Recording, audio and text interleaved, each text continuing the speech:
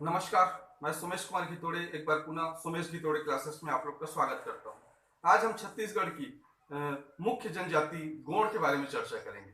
Last class में हमने छत्तीसगढ़ की विशेष पिछड़ी जनजातियों के बारे में चर्चा की थी। तो आज हम छत्तीसगढ़ की जो प्रमुख जनजाति है गोंड, इसके बारे में चर्चा करते हैं। और यह जो क्लास है सीजीबीएफएम, सीजीपीएससी प्री और स्पेशली सीजीपीएससी मेंस के लिए बहुत ही उपयोगी है। आप इसमें सभी पूरा जो कंटेंट है जनजाति का, वो सब आपको लिए उपलब्ध कराया जा रहा है। केवल आपको आपकी शैली के अनुसार केवल लिखना है, कंटेंट आपको पूरा उपलब्ध कराया जा रहा है। तो यह मैं आशा करता हूँ कि यह जो वीडियो है, लेक्चर है गोंड जनजाति के ऊपर, मेंस के लिए आपके लिए बहुत ही उपयोगी होने वाला है। आइए क्लास प्रारंभ करते हैं। हम जानते हैं कि जो गोंड जनजाति है ये छत्तीसगढ़ की सबसे बड़ी जनजाति है। छत्तीसगढ़ की बात करें उसके साथ साथ ये भारत की भी सबसे बड़ी जनजाति है। इसको भी याद रखेंगे आप। ये गोंड जनजाति है, भारत की सबसे बड़ी जनजाति है और साथ ही साथ छत्तीसगढ़ की भी सबसे बड़ी जनजाति है। लगभग 56% जनजाति गोंड जनजाति यहाँ छत्तीसगढ़ में निवासरत है। याद रखेंगे 56%। यदि इसके निवास स्थल के बारे में चर्चा करें कि कहाँ कहाँ है, तो मुख्य रूप से निवास स्थल इनका बस्तर संभाग है। याद रखेंगे मेन संकेंद्रण इनका बस्तर है। उसके बाद दूसरे नंबर में आपका सरगुजा एरिया आता है। ये साथ ही साथ पूरे छत्तीसगढ़ और मैदानी भाग में भी फैले हैं। तीनों बिलासपुर संभाग, दुर्ग संभाग और रायपुर संभाग सभी में है, लेकिन यहाँ कम है। सबसे ज्यादा बस्तर, दूसरे नंबर में आपका आता है सरगुजा। इसको याद रखेंगे। इसके बाद उत्पत्ति, किसी भी जनजाति की उत्पत्ति के संबंध में भी बहुत सारी कहानियां प्रचलित है। इसी संबंध में आप छत्तीसगढ़ में जो गोंड जनजाति है उसकी भी उत्पत्ति के संबंध में बताया गया है कि यह जो द्रविड़ भाषा का शब्द है कोंड, द्रविड़ भाषा एक शब्द है कोंड शब्द, इसकी उत्पत्ति इस गोंड से की हुई है। कोंड से जो द्रविड़ भाषा का शब्द है उसकी उत्पत्ति हुई है। बोली की बात करें तो गोंड का बोली गोंडी है, गोंडी बोली है इनका। साथ ही साथ ये लोग लिपि भी तैयार कर लिए हैं अपना। याद रखिए लिपि, गोंडी लिपि भी है जिनमें लोग अपना खुद का लिपि बना लिए हैं और पंचांग जो है, कैलेंडर वगैरह लोग निर्माण करते हैं। उपजाति, छत्तीसगढ़ में जो गोंड जनजाति है 41 प्रकार की उपजाति में विभाजित है। 41 प्रकार की उपजाति यहाँ छत्तीसगढ़ में है। इनके उपजाति, कुछ उपजातियों के बारे में मैं बता रहा हूं जिसके बारे में हम पढ़ेंगे। इसमें अबुझ माड़िया, दंडामी माड़िया, मुड़िया, दोरला, परजा, प्रधान, अगरिया और कंडरा, इतने जनजाति हैं। वो सब इनके उपजाति हैं। इनके अतिरिक्त और हैं, एक कुल मिला के 41 जनजाति विभाजित है जिसके बारे में हम पढ़ेंगे। तो इससे हम जानते हैं कि ये सबसे बड़ी जनजाति है। ये गोंड जनजाति सबसे बड़ी है। इसके बाद आते हैं मुखिया। गोंड जनजाति का जो मुखिया होता है उसको राजा का दर्जा दिया जाता है। राजा के नाम से उनको जाना जाता है गोंड जनजाति का मुखिया। साथ ही साथ एक शब्द और प्रचलित इसमें राजगोंड, इसको भी याद रखेंगे। राजगोंड मतलब गोंड प्रजाति में जो श्रेष्ठ होता है उसको राजगोंड कहा जाता है। गोंड प्रजाति का श्रेष्ठ है वो राजगोंड, इसको भी याद रखेंगे आप। गोत्र है, गोत्र इनके गढ़ चिन्हों में विभक्त होते हैं। गढ़ चिन्ह या टोटम है ना, इसके बारे में हम विस्तृत रूप से इसके स्पेशल क्लास है जनजातियों का गढ़ चिन्ह और उनके टोटम, इस पर हम चर्चा करेंगे। मुख्य रूप से इनके जो पशु पक्षी हैं या वृक्ष हैं उनके नाम से इनकी गोत्र की उत्पत्ति हुई है, नामकरण रखा गया है। जैसे कछुआ एक है जंतु, उनके नाम पर नेताम रखा गया है। इसी प्रकार और हैं, उसके बारे में हम अध्ययन करेंगे। प्रमुख गोत्र की बात करें तो इसमें नेताम, मरकाम और टेकाम प्रमुख इनके गोत्र है गोंड जनजाति के। इनके गोंड जनजाति वाले नेताम, मरकाम और टेकाम लिखते हैं। व्यवसाय की बात करें तो सामान्य व्यवसाय है जैसे जंगली लोग करते हैं, आदिवासी लोग। सबसे पहले आया तो शिकार करना प्रारंभ किए, फिर धीरे धीरे विकास होते गया तो फिर एक जगह स्थायी बसने लगे और बसने के बाद तो फिर कृषि कार्य करना प्रारंभ किए और कृषि में फिर मोटा अनाज है वहाँ का जो भी खाद्यान्न फसल है, तिलहन फसल है, वो उगाना शुरू किए। फिर पशुपालन भी शुरू किए, बकरी ये किए, पालन किए, गाय पालन किए, कुत्ता को पालना शुरू किए। तो इस प्रकार से ये कृषि पशुपालन इनका मुख्य व्यवसाय है। वेशभूषा की बात करें तो जैसा वेशभूषा और सामान्यतः जनजाति के लोग पहनते हैं उसी प्रकार की सामान्य वेशभूषा इनकी भी है। लड़के लोग बंडी, कमीज, पगड़ी पहनते हैं और महिलाएं हैं करधन कमर तक के घुटनों में लपेटे हुए साड़ी पहनती हैं। तो इस प्रकार गोदना गोदना भी प्रचलन में है महिलाओं का। जनजाति में, गौड़ जनजाति में गोदना भी प्रचलन में है। आभूषण की बात करें तो नाक, गला, कान, पैर, करधन, कमर, इन सब में अलग अलग प्रकार के इन लोग आभूषण पहनते हैं जो कि गिलट के बने होते हैं। गिलट जिसको लास्ट क्लास में मैंने बताया था कि ये नकली चांदी का आभूषण होता है। इसमें प्रमुख रूप से खिलवा है, सुर्रा है, करधन, नगमोरी, ऐठी, ये इतने प्रकार के इन लोग आभूषण अपने शरीर में पहनते हैं। पेय पदार्थ की बात करें तो पेय पदार्थ में मुख्य पेय पदार्थ इनका पेज है जो कि मोटा अनाज का बना होता है। गौड़ जनजाति का मुख्य पेय पदार्थ पेज है जो कि मोटा अनाज का बना होता है।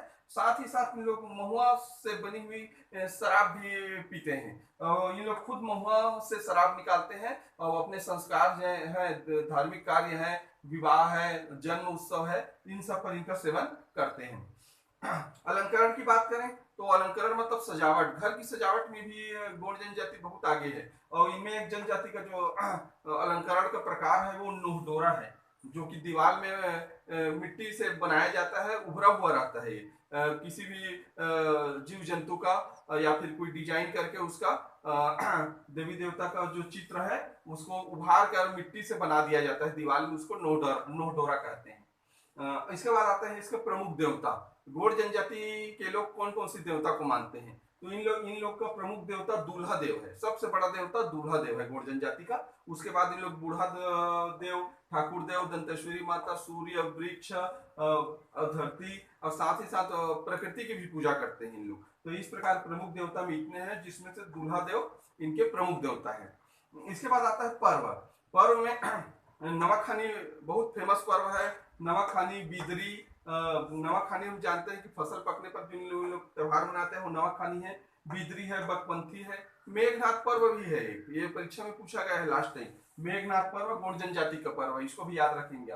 जवारा है, लारुकाज है, मड़ई है, छेरता जिसको हम छेरछेरा कहते हैं, उन लोग छेरता बोलते हैं। मड़ई जो मेला का आयोजन होता है वो है। इस प्रकार पर्व में इतने त्योहार उन लोग मनाते हैं जनजाति के लोग, गौड़ जनजाति के लोग। और नृत्य में प्रमुख नृत्य इनका कर्मा है, सैला है, भड़ौनी है जो कि विवाह के अवसर पर करते हैं, सुआ नृत्य है, महिलाएं करती हैं, सजनी है, कहरवा है और रीना है। तो इतने प्रकार के नृत्य भी गौड़ जनजाति के लोग करते हैं, इसको याद रखेंगे। मृतक संस्कार दो प्रकार के हैं गौड़ जनजाति में। मृतक संस्कार एक होता है कोज्जी और एक होता है कुंडा मिलान। याद रखेंगे कोज्जी जो है मृतक संस्कार, वो 3 दिन में जो क्रियाकर्म किया जाता है उसको कोज्जी कहा जाता है, और 10 दिन में जो क्रियाकर्म का संस्कार होता है वो कुंडा मिलान होता है। तो ये दोनों बिल्कुल आप याद रखेंगे परीक्षा की दृष्टि से। और सामाजिक व्यवस्था की बात करें तो जैसे सभी जनजातियों की सामाजिक व्यवस्था पितृसत्तात्मक है, मतलब पिता सर्वोच्च स्थान पर है, उसके अनुसार ही परिवार चलता है। इसी के अनुरूप गौड़ जनजाति भी है, वहां पिता की ही सत्ता चलती है, पितृसत्तात्मक है। विवाह पद्धति देखें तो विवाह पद्धति में जैसे अन्य जनजातियों में समगोत्री विवाह वर्जित है, उसी प्रकार गौड़ में भी समगोत्र विवाह वर्जित है। एक ही गोत्र में यहाँ विवाह नहीं होता, जैसे मरकाम मरकाम के बीच, टेकाम टेकाम के बीच, नेताम नेताम के बीच, इनके बीच विवाह नहीं होगा, गोत्र अलग होना चाहिए। और साथ ही साथ इसके बाद एक अन्य विवाह संस्कार में देखते हैं तो सबसे प्रमुख है दूध लौटावा। दूध लौटावा परीक्षा की दृष्टि से बहुत ही इम्पोर्टेंट है ये विवाह का संस्कार। दूध लौटावा में मामा की बेटी के साथ शादी या फूफेरी फूफा के जो है बुआ की बेटी के साथ शादी करना, इस प्रकार जो शादी है वो दूध लौटावा होता है के नाम से जाना जाता है। इसके बारे में हम विस्तार से जब विवाह पद्धति पढ़ेंगे जनजातियों का उसके बारे में चर्चा करेंगे। अन्य विवाह है लमसेना विवाह, जिसको सेवा विवाह कहा जाता है। पठौनी विवाह जिसमें लड़कियां लड़कों के घर बारात लेके जाती है वो पठौनी है।